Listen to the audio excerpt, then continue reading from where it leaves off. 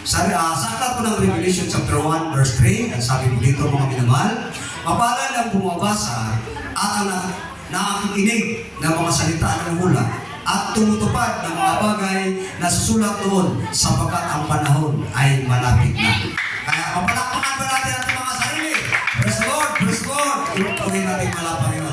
Ay lubos tayong masasabing, lubos tayong pinagpala ng ating pinakamamahal na Panginoon sapat ito po'y ipinapangaral ng ating minamahal ginagalang na Evangelista Pastor Will Estrada Almeida. Ang pagbibigay ay ang susi ng pagpapala. Mababasa po natin sa banal na kasulatan ang kapatay ng tapat sa lahat ng bagay, financial blessing, spiritual blessing, at physical blessing ang ating tatanggapin magmumula sa ating pinakamamahal na Panginoon ang panalangin ng tao ng Diyos.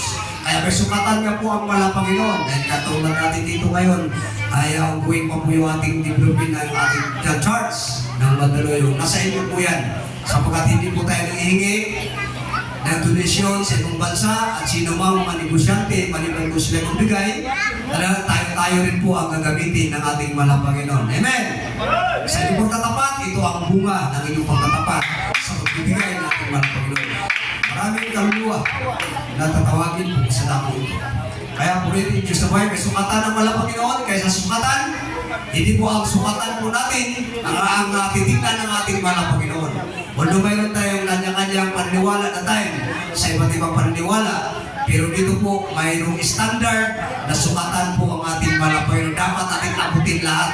At kapag naabot po natin ito po yung pagpapala, yung abundant blessing na pinangako ng ating mahal na Panginoon. Dito pa lang sa lupa ay maranasan natin ang saganang pagpapala. Ang problema ka, parang wala kang problema. Salad ka sa lahat ng bagay, parang hindi ka naghihirap. Mga iniibig ko, puri natin masayang buhay kaysa ganung buhay sa paglilingkod sa ating mahal na Panginoon.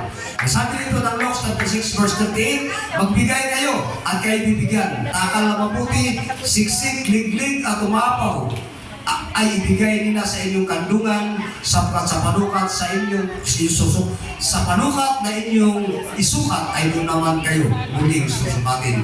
Kaya iba po yung sukatan natin, mga iniibig ko, iba rin ang sukatan natin mahal na Panginoon. Dahil batid ng Diyos kung paano tayo pasasaganahin at gamitin sa material na bagay. Kaya sa ating pagkatapat, mga iniibig ko, puri ating mahal na Panginoon, tayo rin po ang pagpalain ng mahal na Panginoon. Sige po, tayo po mag-isang manalangin. Ating pong tawagan ang mga manalangin sa pagbibigay. Ating beloved brother Timmy Balaba at paspasan po ito ng ating pinakamamahal na Panginoon. Palakpakan natin ating pinakamamahal na Panginoon. Praise the Lord. Hallelujah.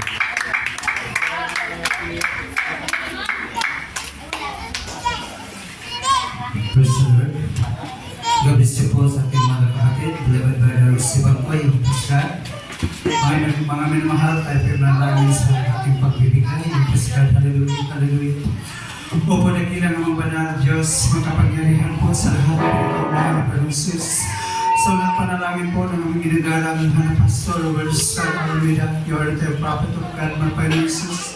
Lubos kami nagpapasalamat sa mga Panginoon, hallelujah, sa mga sa mga Panginoon.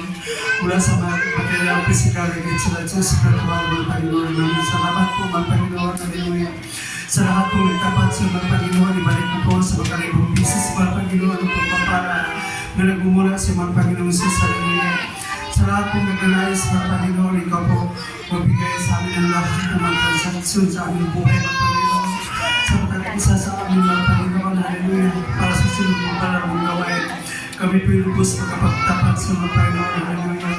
Sa lahat po ng kalinlangan sa aming mga kapatiran na ito, mga Panginoon.